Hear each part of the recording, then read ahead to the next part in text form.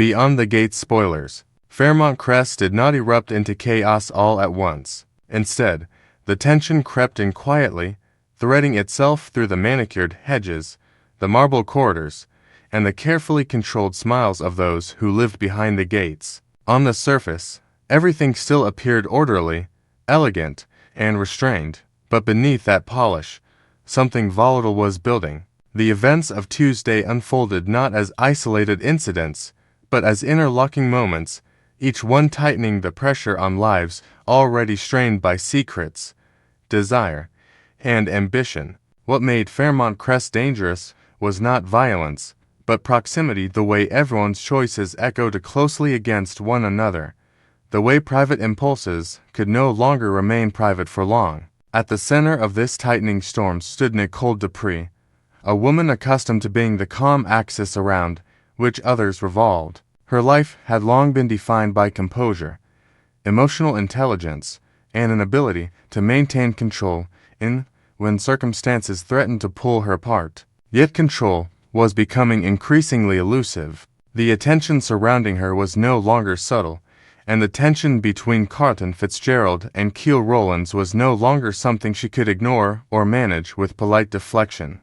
What made the situation more dangerous was that neither man approached the conflict with hostility in the conventional sense. There were no raised voices, no overt threats, no fists clenched in anger. Instead, the rivalry unfolded through charm, timing, and calculated intimacy, turning Nicole herself into the contested ground upon which both men advanced their strategies. Carlton Fitzgerald held the advantage of history. Their recent intimacy had not been an impulsive lapse, but the culmination of long-simmering familiarity. A moment when emotional walls lowered just enough to allow something deeply personal to pass between them. For Nicole, that encounter was not merely physical. It carried the weight of trust, vulnerability, and the dangerous comfort of being fully seen. Carlton understood this, and he did not rush to press his advantage overtly. His confidence came from proximity rather than pursuit, from the quiet certainty that he already occupied a space in Nicole's life that could not be easily replaced. Every interaction afterward carried an unspoken reminder of that closeness, a subtle assertion that he belonged where others merely hoped to enter. Kial Rowlands, however, was not inclined to retreat simply because he arrived second. Where Carlton relied on established intimacy, Kial relied on intention. He watched, he waited, and then he moved with precision. His interest in Nicole was not reactive, it was deliberate, fueled by a belief that desire was not determined by timing alone, but by presence, effort, and emotional resonance. If Carlton represented the past and the comfort of familiarity, Kial positioned himself as possibility, the promise of something chosen rather than remembered. His approach was not aggressive, but it was unmistakable. An invitation, carefully framed, carried more weight than confrontation ever could. Whether Nicole accepted the invitation or not would reveal far more than words ever could, and Kial understood that the power of the moment lay not in forcing a decision, but in compelling her to confront the fact that a decision was now unavoidable. As this quiet battle unfolded, its reverberations extended outward, touching others who had not intended to be drawn into its orbit. Catherine Cott Richardson found herself standing at the edge of one such ripple, unaware at first that the moment she was about to witness would fracture her sense of certainty. Cott was not new to shock, nor was she naive about the complexities of relationships within Fairmont Crest. Yet there are moments that bypass preparation entirely, moments that strike with such precision that denial becomes impossible. What she saw was not dramatic in the conventional sense, no shouting, no spectacle, but it carried the unmistakable weight of truth revealed at the wrong time, in the wrong way. The shock lay not only in the act itself, but in what it implied, in how it forced Cott to reconsider motives, loyalties, and narratives she had long taken for granted. Whether the moment was connected to Nicole or to Ted Richardson mattered less than the realization that followed. Nothing was as contained as it seemed. The boundaries Cott believed existed between private choices and public consequences dissolved in an instant. The image lodged itself in her mind, replaying with merciless clarity each repetition raising new questions she was not ready to answer. Shock gave way to suspicion, and suspicion threatened to harden into something more dangerous, a need to understand, to intervene, or perhaps to confront. In Fairmont Crest, witnessing was never passive. To see something was to become part of it, whether one wished to or not. While emotional fault lines deepened across the community, Joey Armstrong emerged as a stabilizing force of a very different kind. Where others hesitated, weighed options, or softened their responses to avoid fallout, Joey projected unwavering resolve. His strength did not come from cruelty, but from certainty. He understood that hesitation created openings, and openings invited chaos. In moments when Fairmont Crest seemed poised to slip into disorder, Joey's presence served as a reminder that some lines, once drawn, would not be crossed without consequence. His firmness was not loud, but it was unmistakable, and it sent a clear signal that indulgence and indecision were luxuries no longer available. Whatever storms others were navigating internally, Joey stood as an external force, immovable, watchful, and prepared to act if necessary. Elsewhere, another relationship teetered on the edge of fracture. Chelsea Hamilton and Dr. Madison Montgomery found themselves confronting yet another obstacle, one that felt heavier precisely because it followed so many others. Their struggles no longer felt situational.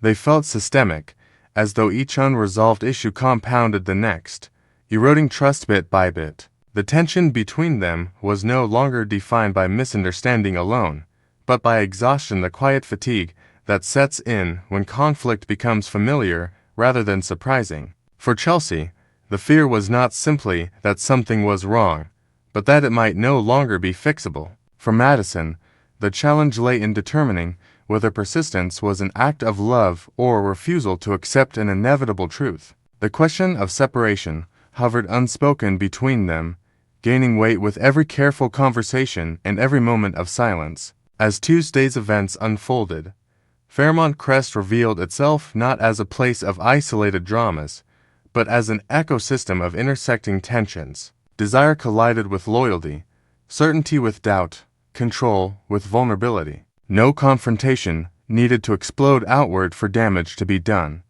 The most dangerous shifts occurred internally, where decisions were forming long before they were acted upon. Nicole stood at the center of competing intentions, caught reeled from a truth she could not unsee.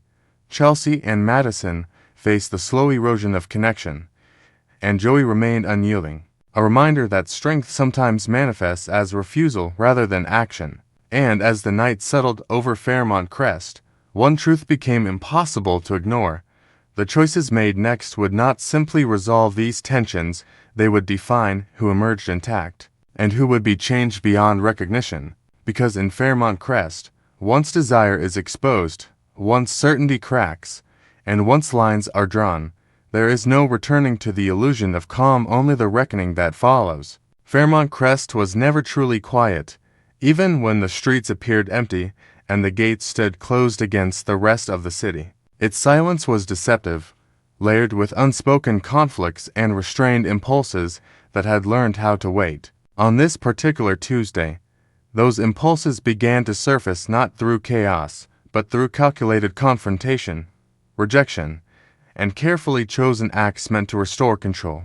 While the residents behind the gates navigated desire, guilt, and uncertainty, a different kind of reckoning unfolded elsewhere in the city, one that carried far less ambiguity and far more consequence. Joey Armstrong did not believe in warnings delivered twice. His authority had never relied on volume or theatrics, but on follow-through, and that reputation had been earned over years of ensuring that boundaries, once crossed, were never crossed again. Somewhere beyond Fairmont Crest's manicured order, Lance Salander was about to learn that lesson firsthand. Lance's mistake had not been passion or jealousy, though both fueled his actions. It was arrogance. Confronting Vanessa McBride had been an act driven by resentment and entitlement, a belief that proximity to power granted him immunity from its consequences. What Lance failed to understand was that Vanessa's business, controversial as it was, existed under protection not because she needed rescuing, but because disruption threatened a balance that others depended on. Joey did not step in out of sentiment. He stepped in because order had been challenged. The lesson Joey intended to deliver was not about pain alone, but about memory. Whatever happened between him and Lance would be designed to linger, to ensure that the impulse to confront, threaten, or intimidate never resurfaced. Joey's methods were precise, his restraint intentional. He did not need to destroy Lance to neutralize him. He only needed to recalibrate his understanding of risk. The question was never whether Joey would act, but how far he would go to ensure permanence. Each choice he made in that moment reflected a broader philosophy. Fear was useful, but clarity was essential. By the time the encounter ended, Lance would understand exactly where he stood in a hierarchy he had never bothered to learn. Vanessa McBride, however, was not a passive figure in this equation. While others often assumed her survival depended entirely on men like Joey, she was determined to prove otherwise. Her response to Lance's earlier confrontation had not been panic, but calculation, and she viewed Joey's intervention not as salvation, but reinforcement. Vanessa understood the optics of control, particularly in a business that thrived on discretion and perception. By continuing to operate with confidence and precision in the aftermath, she sent her own message. Intimidation would not dismantle what she had built. Joey's iron fist may have closed the matter decisively, but Vanessa ensured that the world saw her not as a liability, but as a woman who could withstand pressure and continue moving forward. Back inside Fairmont Crest, the atmosphere was no less charged, though the weapons were subtler. Haley Hamilton found herself confronting rejection in a way she was profoundly unprepared for. Rejection had never been a defining feature of her life. Obstacles, yes, but outright denial was unfamiliar territory. To face it once was unsettling enough, but to be refused twice forced Haley into an emotional corner she could not easily escape. Each rejection carried its own sting, stripping away assumptions she had made about her influence, her desirability, and her leverage. What unsettled her most was not the loss itself, but the realization that her usual strategies no longer guaranteed results. Haley's composure began to fracture not through overt collapse, but through quiet instability. The refusals lingered, echoing in moments of silence, reshaping her perception of herself and the people around her. In Fairmont Crest, rejection was rarely isolated. It was contagious, altering dynamics and recalibrating alliances. Haley's frustration did not dissipate hardened. The danger lay not in her disappointment, but in what it might provoke. A woman unaccustomed to denial does not simply accept it.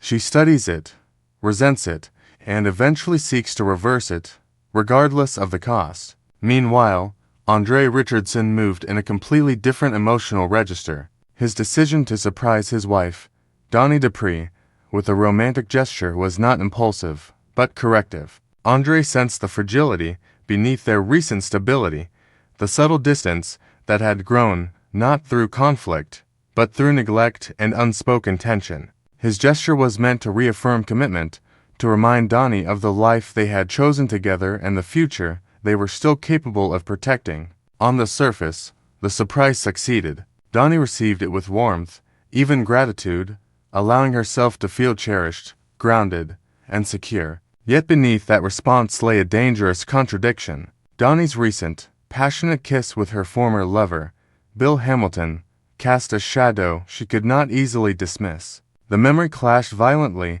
with the affection she now received, creating a split between who she appeared to be and what she had done. Andre's devotion only sharpened her guilt, transforming his kindness into a mirror she could not avoid. Donnie's luck, if it could be called that, rested not in escaping consequence, but in the temporary illusion that consequence had been delayed. The question was no longer whether the truth would surface, but when, and in what form. As these stories unfolded in parallel, the connective tissue between them became increasingly apparent. Control, whether asserted through force, charm, resilience, or romance, was the underlying currency of the day. Joey enforced it. Vanessa defended it.